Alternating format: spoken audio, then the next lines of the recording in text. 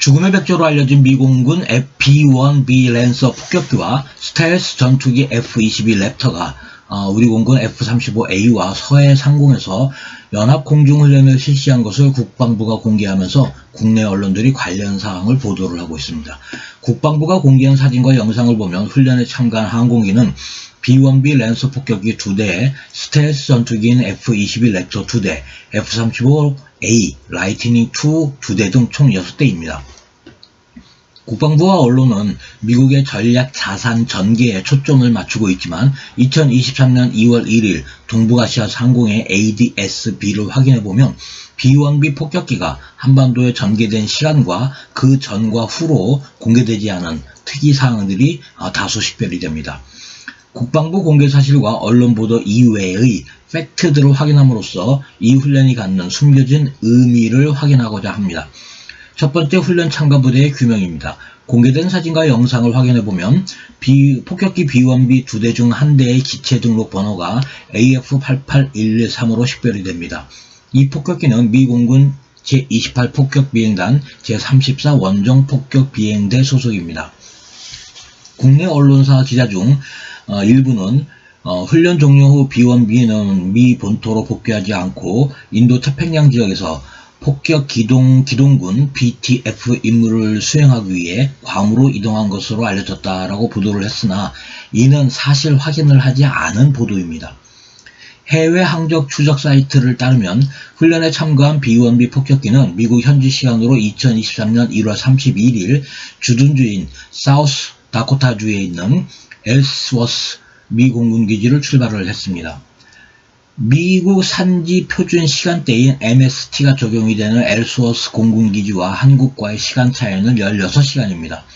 현재 화면을 보시면 조금 더 이해가 쉽습니다. 본 방송을 준비하는 한국시간 2023년 2월 3일 00시 06분 현재 미국 산지시간 MST는 2023년 2월 2일 08시 06분입니다. 한국보다 16시간이 늦습니다.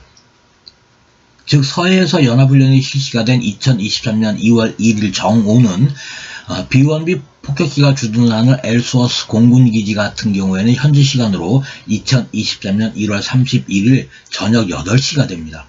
앞서 언급을 했듯이 항적 추적 사이트는 버브 11과 버브 12라는 호출부를 사용을 하는 B-1B가 현지 시간으로 2023년 1월 31일 엘스워스 공군기지를 출발했음을 분명히 밝히고 있습니다. 사우스 다코타주에서 한국까지의 직선 거리는 1266km입니다. B-1B 폭격기가 최고 속도 시속 1335km로 비행할 경우 약 8시간이 소요가 됩니다. 현재 보시는 화면과 같이 항적 추적 사이트는 B-1B가 한반도 남쪽에서 진입하고 있음을 밝히고 있습니다. 따라서 B-1B 폭격기는 엘스워스 공군기지를 출발을 한 후 하와이, 괌을 경유했다고 추정이 되며 이 경우 비행거리는 15,125km가 됩니다. B-1B 폭격기의 최고 속도로 비행을 하면 12시간이 소요가 됩니다. 앞서 설명드린 바와 같이 한국과 엘스워스 공군기지의 시차가 16시간입니다. 최고 속도로 하와이와 괌을 경유하는 항로로 비행을 했을 경우에 휴식 없이 12시간이 소요가 됩니다. 따라서 중간 공중 급유 시간 또는 하와이나 괌에 한 번쯤 기착을 해서 잠깐 동안 승무원들이 휴식을 했다고 가정을 한다면 서해에서 연합훈련을 한 B-1B 폭격기는 미 본토에서 한국으로 직접 비행한 것입니다. 이 의미는 매우 중요하므로 뒷부분에서 추가적으로 설명을 드리겠습니다. F-22 랩터 전투기는 역시 공개된 사진과 영상을 자세히 보면 전투기의 수직 미익에 AK라는 문구를 확인할 수가 있습니다. 테일 코드라고 불리는 이 문구는 항공기의 소속을 알려주는 것입니다. 그리고 미공군 전체에서 AK를 사용을 하는 부대는 알래스카에 주둔하는 제3비행단과 제354 전투비행단 뿐입니다. 이 중 두 비행단 중에 F-22 랩터가 편제가 되어 있는 부대는 제3비행단입니다. 사진 해상도가 낮아 기체 등록번호가 식별되지 않아 정확한 판정은 불가능하지만 서해 연합훈련에 참가한 랩터는 미공군 제3비행단 제525 전투비행대로 판단이 됩니다. 왜냐하면 약 1개월 전인 2022년 12월 20일 군산 8 전투비행단에서 진행이 됐던 아이런 섀도우 훈련에 제525 전투 비행대가 참가한 적이 있고, 이 비행대는 현재 일본 오키나와 가데나 공군기지로 이동 전진 배치되어 있기 때문입니다. 세 번째는 F-35 라이트닝 II입니다. 사진에서 식별이 되는 두 대는 우리 공군 소속입니다. 기체 등록번호가 ROKAF 18003과 20023이기 때문입니다. 공군 제17 전투비행단 소속입니다. 너무 길게 설명했으니까 중간에 한번 정리를 하겠습니다. 앞서 확인이 되었듯이 서해 공군 공중연합훈련에 참가한 B-1B 폭격기는 미 본토에서 한반도로 직접 전개된 제28 폭격비행단 제34 원정 폭격비행대 소속입니다. F-22 랩터는 알래스카에 주둔을 하다가 2022년 말 오키나와로 전진 이동 배치된 제3비행단 제525 전투비행대 소속입니다. F-35A는 대한민국 공군 제17 비행단 소속입니다. 여기서 발생하는 문제는 B-1B의 항속 거리가 9,400km이므로 사우스다코타주 엘소스 공군기지에서 하와이 괌을 경유하여 한국 공역까지 15,125km를 비행을 해야 하고, 서해에서 연합훈련을 실시한 뒤 괌으로 되돌아가려면 최소한 2에서 3차례의 공중 재급유를 받아야 합니다. 또한 외부 연료 탱크 2개를 달아야만 3,000km를 비행할 수 있는 F-22 랩터의 경우 훈련 전에 오산에 또는 군산에 미리 도착해 있지 않았다면 오키나와에서 한반도까지 자력 비행을 했다라는 것이 됩니다. 오키나와에서 서해 중간 공역까지는 직선 거리로 약 1,200km입니다. 서해에서 한국 공군과 연합훈련을 하고 다시 오키나와로 되돌아간다면 비행거리는 총 3,000km가 넘게 됩니다. 이 경우 F-22는 스텔스 성능을 포기를 해야 하고 기체 외부에 2개의 연료 탱크를 부착해야만 합니다. 그러나 공개된 영상과 사진의 랩터는 외부 연료 탱크를 부착하지 않고 있습니다. 결국 랩터 역시 공중급유를 받았다는 결론이 됩니다. 또한 사진과 영상에서는 2대만이 식별이 되는데 훈련에 2대만 참가했다고 판단할 수는 없을 것 같습니다. 이에 대해 연합뉴스는 연합훈련에 투입이 된 미측 전력 규모는 정확히 공개되지 않았으나 훈련 사진을 보면 B-1B 2대와 함께 F-22, F-35B 수대가 참가한 것으로 보인다라고 보도를 하고 있습니다. 대한민국 공군의 F-35A를 미 해병대의 F-35B로 착각을 하고 보도한 내용입니다. 이를 확인하기 위해 본인은 2023년 2월 1일 동북아시아 공역의 항공기를 ADS로 확인해 보았습니다. 그 결과 당일 한반도와 일본 상공에서 모두 5대의 미 공군 공중급유기가 식별이 되었습니다. 그 현황은 현재 보시고 계시는 화면과 같습니다.